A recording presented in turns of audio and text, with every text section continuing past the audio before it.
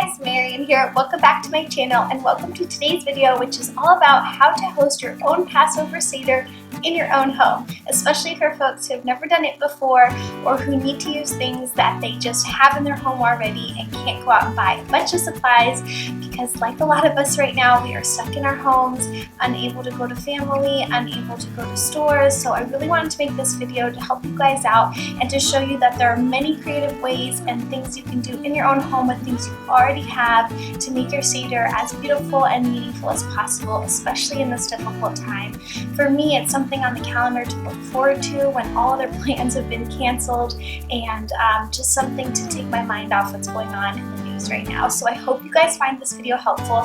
If you do, please make sure to give it a big thumbs up. Feel free to share it with any friends you know who are looking for ideas like this, and don't forget to subscribe to my channel to see more.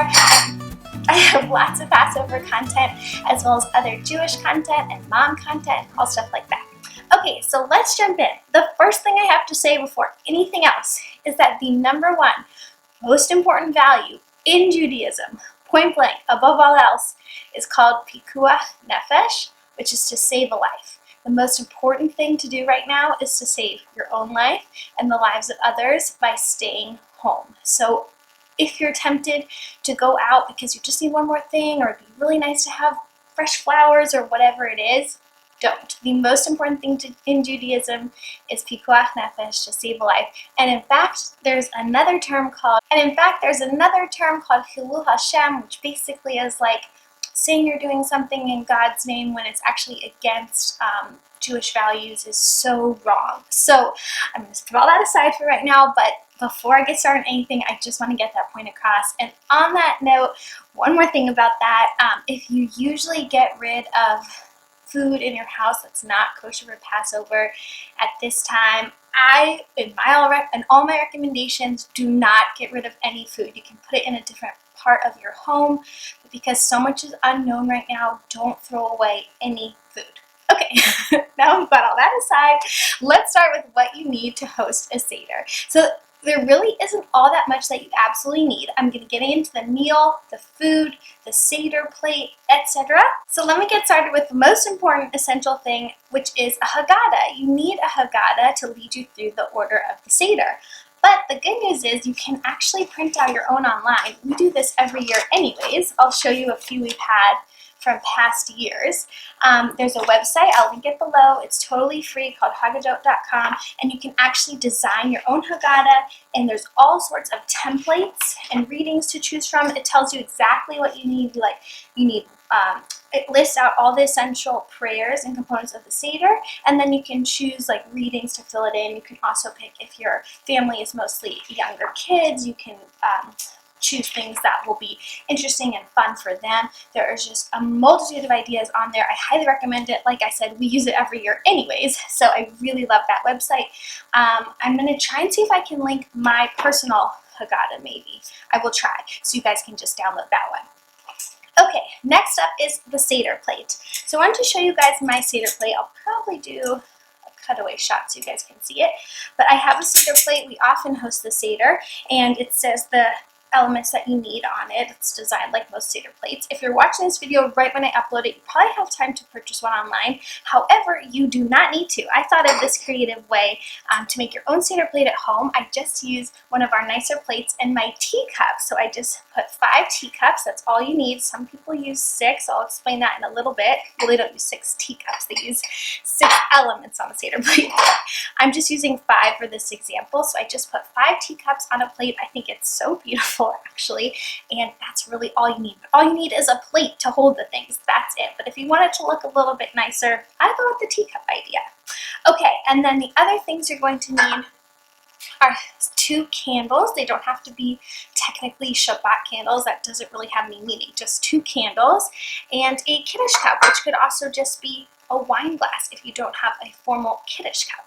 Then you need 1 plate to hold matzah, which can just be a regular plate. If you're going to go out, if you're going to go online and buy one, this is mine, and I'll link some beautiful ones below. It says matzah carved down in it. It's really nice. And then the other thing you're going to need is a holder for the matzah. It's traditional to have one that holds 3 pieces of matzah because you break the middle matzah of the 3 and then hide it in your home to find the afikomen. But if you don't have a beautiful one like this, which I will link below, you can just take a piece of cloth and wrap the matzah in it. That's all you need. Okay, so back to the Seder plate. So traditionally on the Seder plate, you have the 5 items. The first is a beitzah, an egg. This is pretty hard to replace with something else, but an egg is a pretty, common staple in your house, so I'm hoping you have an egg. If not, just draw an egg on a piece of paper. That's all you can do. That's all you can do. What we're trying to do here is just honor the mitzvot, honor the traditions of the Seder, not go out and do anything dangerous. So hopefully you have an egg. The next thing is the charoset. So charoset is meant to represent the paste, the mortar that the Jewish people, when they were enslaved in Egypt, had to use to build the bricks and put them together for the pyramids. So traditionally, all you need is dried fruit and wine and nuts. And there are so many recipes and combinations for this. I will link my recipe below, which only requires apple, raisins? Where's my raisins? I think I actually pulled out my craisins because my kids actually love raisins. They don't love charoset and they don't love craisins. So I figured I'd use the craisins in the charoset. I'm just trying to create as little waste as possible. So I'm using my craisins, my apple, and we have 1 bottle of wine left, which is some weird John Legend Cooper's Hawk wine. I don't know. It's not a kosher wine. It is what it is. So I'm going to use that to make my charoset. But you can use any combination of dried fruit and nuts, a little bit of wine if you have it to create that paste. If not, you can use like a honey or a syrup, things like that to create that sweetness to combat the bitter herbs, which we're going to jump into next. And again, just to be very clear, this is not 100% kosher for Passover Seder. I'm showing you guys what you can do at home to make substitutes if you don't have those things, because the most important thing is to stay home. Okay, so onto the bitter herbs. If you have horseradish, which I found in my fridge, I had no idea I have this, which means it's definitely from Passover last year, so I'm going to make sure it's not expired. But horseradish is traditional. Another traditional thing to use is lettuce. I don't have any fresh lettuce at the moment, but what I do have is a Brussels sprout, so I'm going to tear the leaves off the Brussels sprout and use this.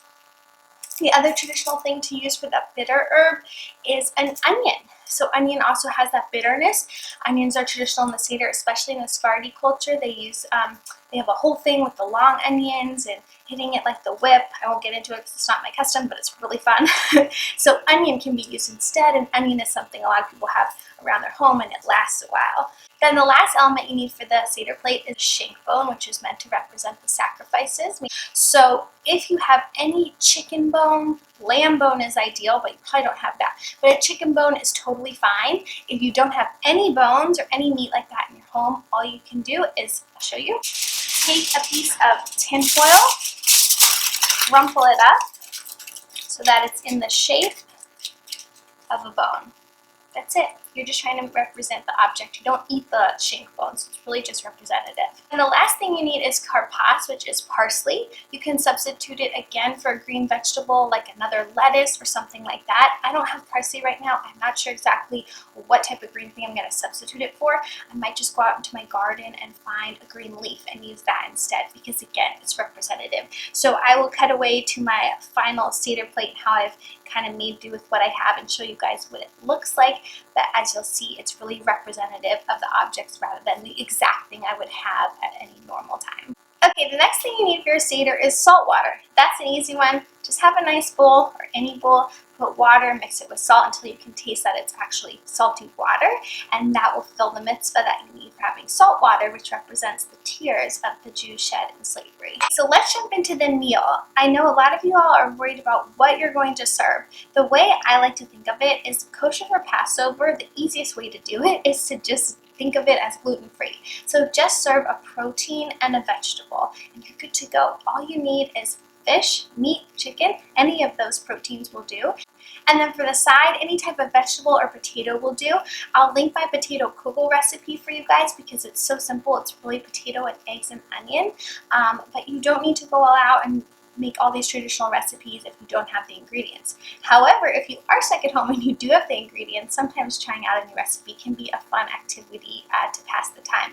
But the easiest thing to do is just think of it as a protein and a veggie, and that is your Seder meal. Another thing I want to mention is called kitniot. So there's a lot of debate in Judaism, especially in the Ashkenazi side, which is like Eastern European Jews, about if rice and beans, that's a simplification, but rice and beans are kosher for Passover, called kitniot. And there's been a ruling in recent years in the conservative movement that they are kosher for Passover because the requirements to keep kosher for Passover can be extremely financially, they can create extreme financial hardships, because to buy all this kosher for Passover labeled food is very expensive, and rice and beans are really inexpensive. So there's been a ruling that you can eat rice and beans and other kitniot like soy and tofu and things like that, legumes. So this year we definitely will be eating kitniot because we're just not able to go out and buy all that kosher for Passover food. And that's how we're going to be making it work in our home. So I hope this video has helped you. I hope it's also shown you that creating a Seder is not this insurmountable task to be afraid of. Don't just give up. Try for something in your home, especially if you're just stuck with your family and it's just like a few of you in your own home. It can be something to look forward to on the calendar, not something to stress out about, because you already have so much stress going on. So I hope I've shown you guys that it can be nice and easy. I wish you guys a very meaningful Passover, a very happy Passover. I hope you are healthy and well. Thank you so much for watching this video. I'll see you in the next one. Bye!